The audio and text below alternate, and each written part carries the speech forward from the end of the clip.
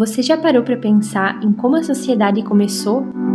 Como que deixamos de viver isolados e passamos a formar grupos, famílias, comunidades, cidades inteiras? Por que será que sentimos a necessidade de estarmos juntos, de criar regras, de nos organizar? Hoje, no Tramas Sociais, vamos dar um mergulho nessa história, que é tão antiga quanto a própria humanidade. Vamos conversar sobre o nascimento da sociedade, desde os primeiros agrupamentos humanos até as complexas redes sociais que moldam o nosso cotidiano até os dias de hoje. Vamos falar sobre o papel da família, da convivência, dos conflitos, das alianças e de tudo o que torna possível a vida em grupo. Mas, acima de tudo, vamos refletir sobre o que significa viver em sociedade. Tudo começa com algo muito simples, muito humano: a necessidade de sobreviver. Os primeiros seres humanos viviam em um mundo hostil. Sozinhos tinham poucas chances diante das ameaças da natureza. Mas juntos, unidos, as coisas se tornavam cada vez mais possíveis. Caçar em grupo, dividir alimentos, proteger-se do frio e dos predadores. Isso tudo era mais fácil quando havia alguém do lado. A sociedade, nesse sentido, nasce do instinto, um instinto de conexão, de cuidado, de proteção mútua. Mas esse ajuntamento inicial não era organizado como conhecemos hoje.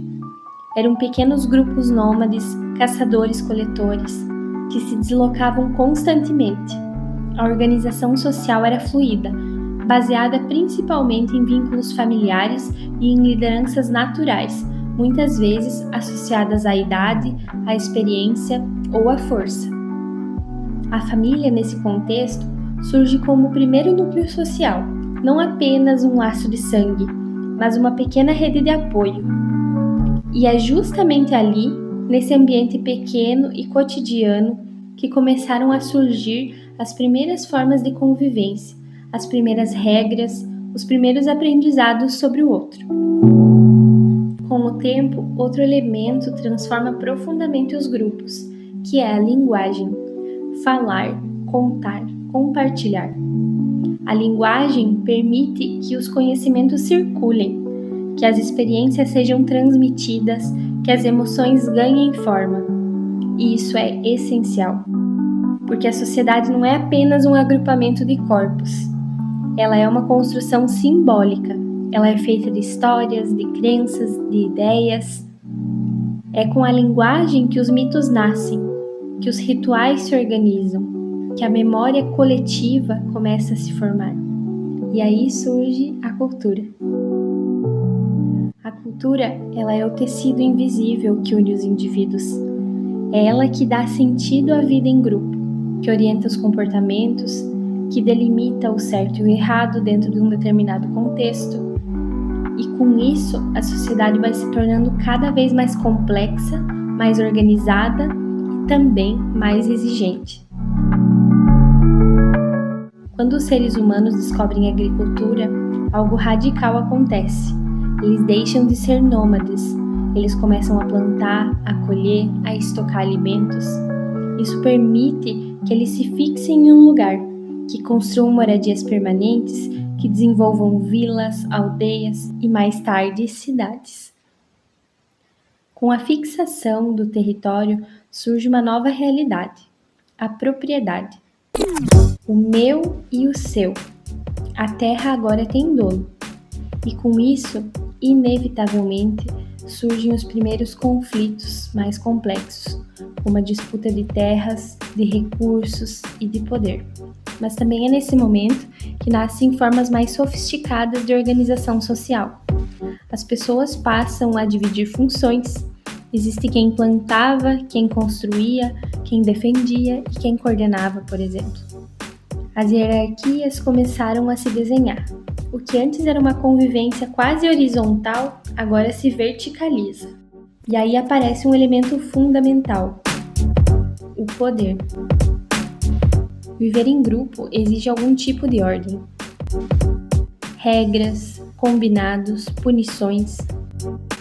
Na medida em que as sociedades crescem, fica cada vez mais difícil viver sem algum tipo de autoridade. Alguém precisa coordenar, tomar decisões, resolver disputas. E assim nascem as primeiras lideranças políticas e religiosas.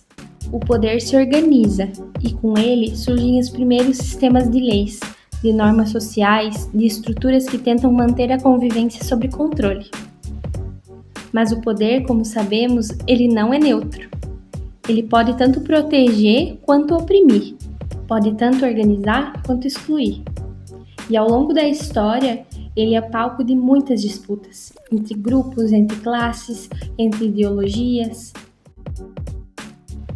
E a formação dos estados, como a gente conhece hoje, ela começou por volta lá dos anos de 1400 até ali por 1800.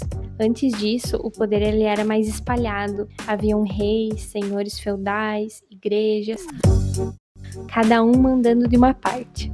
Com o tempo, esses reis foram ganhando mais controle, criando leis, exércitos, os sistemas de cobrança de impostos. Assim nasceram os primeiros governos mais centralizados, o que ajudou a organizar a sociedade em criar escolas, moedas, documentos, fronteiras.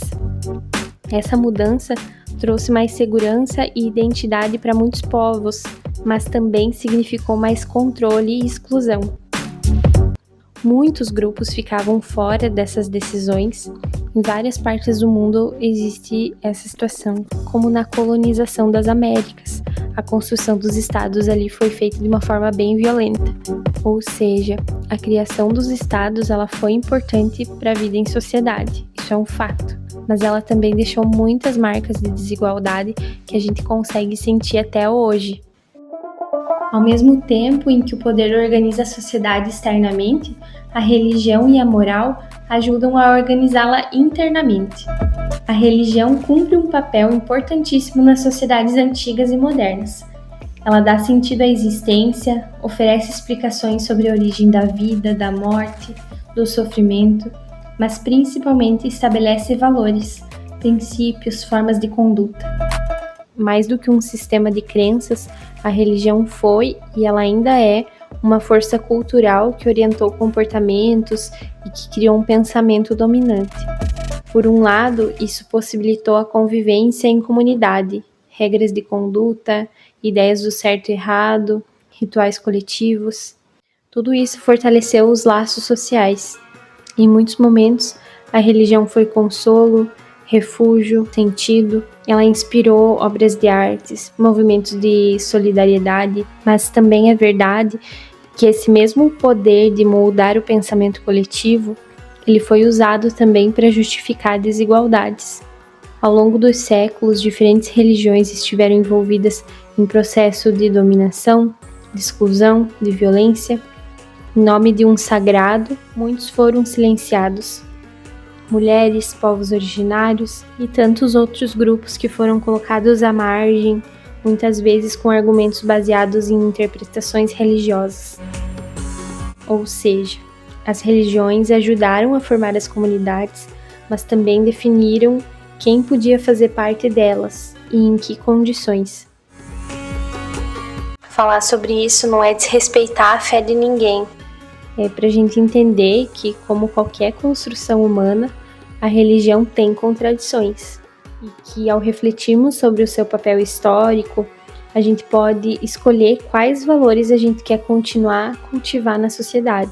A moral, muitas vezes ligada à religiosidade, funciona como uma bússola coletiva. Ela define o que é certo e o que é errado, o que pode e o que não pode fazer. E é assim que ela contribui para que os indivíduos se alinhem a um único projeto de convivência, a um projeto de convivência comum. Mas como tudo na sociedade, essa moral também muda com o tempo. O que era inaceitável ontem pode ser natural amanhã. E isso nos lembra que a sociedade é viva, que ela sempre está se transformando. Com o surgimento das cidades, a sociedade ganha uma nova dimensão, o anonimato. Nas pequenas comunidades, todo mundo se conhece. As relações são pessoais, mas nas cidades a convivência se dá entre desconhecidos. Isso exige um novo tipo de vínculo, o contrato social. Para viver em sociedade, o ser humano abre mão de parte da sua liberdade em troca de segurança e de bem-estar. Em outras palavras, aceitamos certas regras porque elas nos garantem alguma estabilidade. Esse contrato não é assinado no papel, mas com comportamento.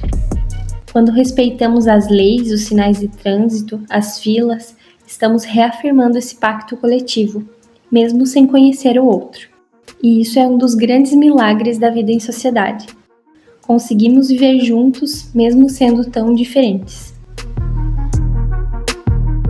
Outro eixo central da vida em sociedade é o trabalho. O trabalho sempre foi motor de organização social, mas ele sempre foi fonte de desigualdade.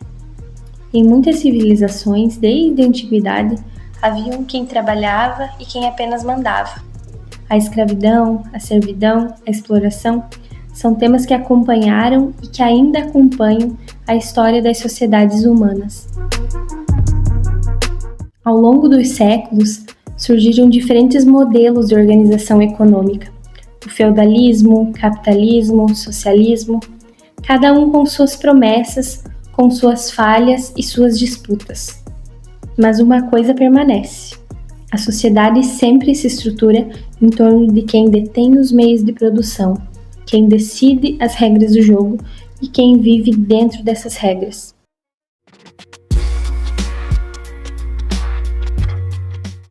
Na época das revoluções trabalhistas, a sociedade passava por grandes mudanças. As pessoas migravam do campo para a cidade, buscavam trabalho nas fábricas, muitas vezes em condições bem precárias. A vida era dura, marcada por longas jornadas de trabalho e pouca proteção. Mas foi nesse contexto também que surgiram lutas importantes. Trabalhadores começaram a se unir, criando sindicatos, fazendo greves, exigindo direitos. A coletividade ganhou força, o valor da justiça social e da dignidade começaram a ser discutidos. Foi um tempo de muita exploração, mas também de bastante organização. Muitas conquistas que a gente tem hoje, elas nasceram lá, no esforço de transformar a realidade em algo mais justo. Com o avanço da ciência, da técnica, da indústria, a sociedade moderna se transformou profundamente. As distâncias encurtaram, os modos de vida se diversificaram, a informação passou a circular em velocidades antes impensáveis. Hoje vivemos em redes digitais, sociais, econômicas. Somos, ao mesmo tempo, mais conectados e mais solitários. Nunca foi tão fácil falar com alguém do outro lado do mundo. E ainda assim, a solidão se tornou uma presença muito mais comum do que antes. Essas ferramentas nos aproximaram, facilitaram o acesso à informação, criaram novas formas de expressão e deram voz a muitas pessoas.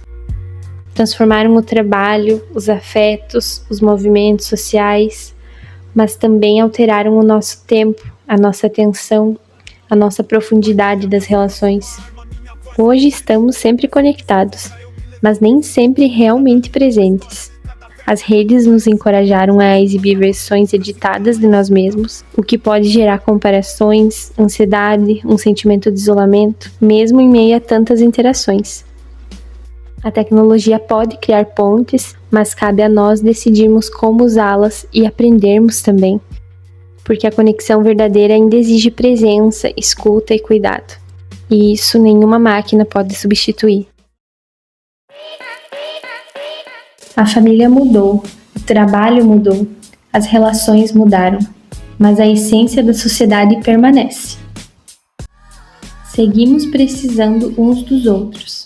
Seguimos tentando construir formas de viver juntos, com todos os conflitos, aprendizados, impasses e encontros que isso traz. Viver em sociedade é escolher todos os dias a convivência. É aceitar que não estamos sozinhos, que precisamos do outro, que somos seres de relação, de troca, de construção coletiva. A sociedade não é um dado natural, ela é uma invenção humana. Uma trama de escolhas, de erros, de acertos, de tentativas. Quando olhamos para trás, vemos um longo caminho. Mas quando olhamos para o presente, percebemos que ainda temos muito a construir. E talvez seja a beleza disso tudo. A sociedade é uma obra inacabada e cada um de nós é parte dela. E esse foi o episódio de hoje do Tramas Sociais.